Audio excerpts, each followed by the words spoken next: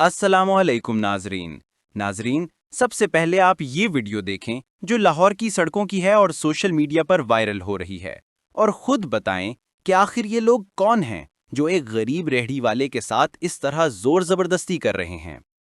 नाजरीन, जैसा कि आप वीडियो में देख सकते हैं, चंद अफराद जिनकी तादाद तकरीबन 5 से 6 है, अचानक एक गरीब रेहड़ी वाले के पास आते हैं और उसकी रेहड़ी को जबरदस्ती उठाने की कोशिश करते हैं।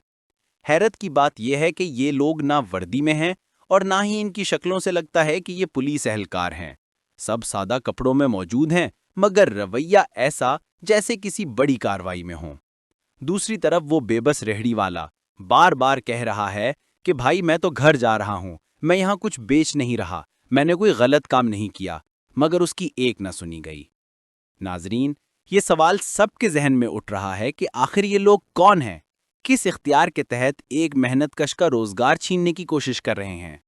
क्या हमारे मुआशरे में गरीब होना ही सबसे बड़ा जुर्म रह गया है? नाजरीन, आप अपनी राय जरूर दें कि आपके ख्याल में ये लोग कौन हो सकते हैं और क्या इस तरह गरीबों के साथ रवैया रखना दुरुस्त है।